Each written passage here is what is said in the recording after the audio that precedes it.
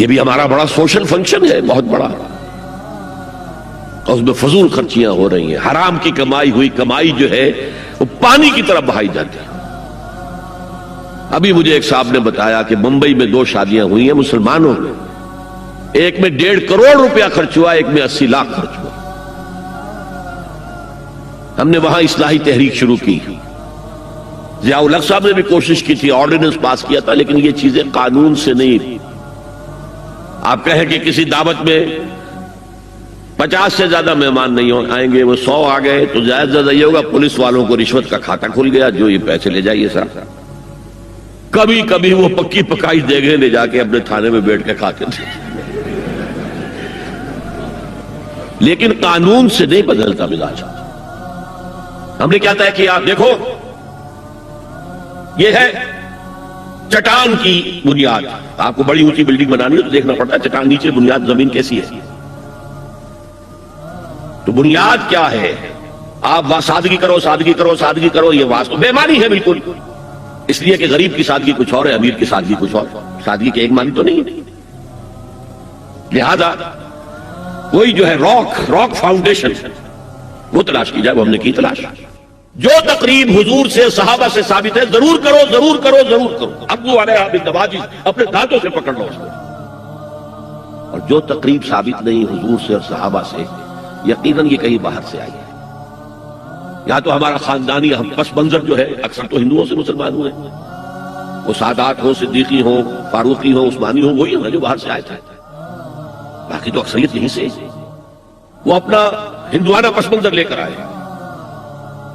تو جس کا ثبوت صحابہ کے دور میں نہیں، وہ یقیناً باہر سے آئی ہوئی چیز ہے، اس میں پھر سادگی نہیں، اس میں کمی نہیں، جڑ سے کاٹو۔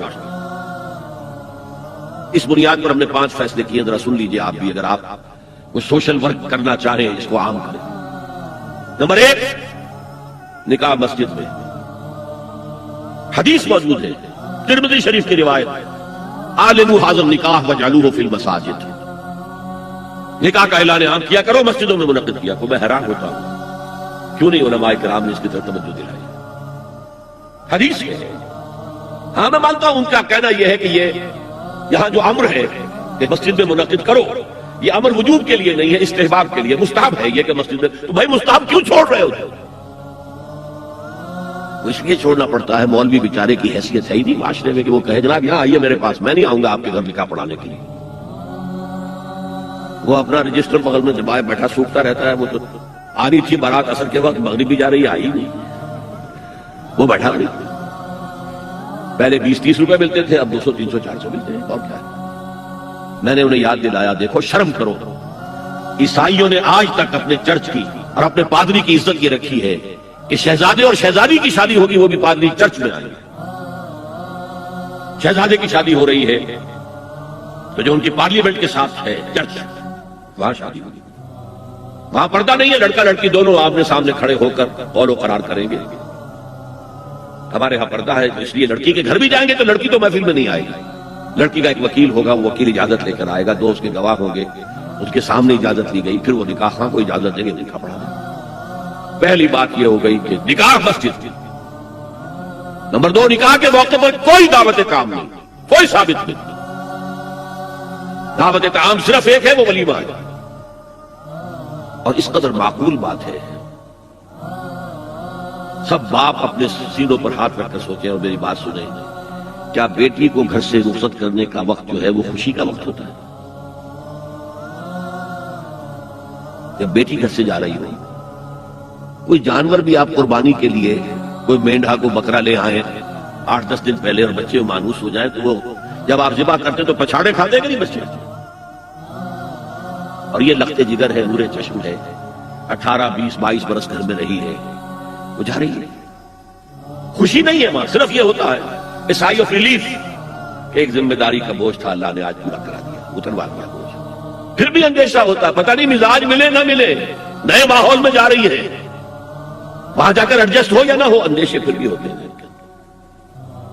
تو ان سے مرغ پلاؤ کھانا اور متنجن کھانا کوئی معقول بات نہیں ہے۔ معقول بات کیا ہے؟ لڑکا، اس کا گھر آباد ہوا ہے، وہ ولیمہ کرے، اس پر باقاعدہ احادیث اور ابو ونو بشاش، ولیمہ ضرور کرو چاہے ایک ہی بکری ہو تمہارے پاس، ذبح کرو، کاٹو، کھلاؤ گوشت اپنے دوستوں کو، احباب کو۔ یہاں تک کہا کہ بے طعام الولیمہ، برا کھانا ہے ولیمے کا کہ اس میں غریبوں کو نہیں بلایا جاتا۔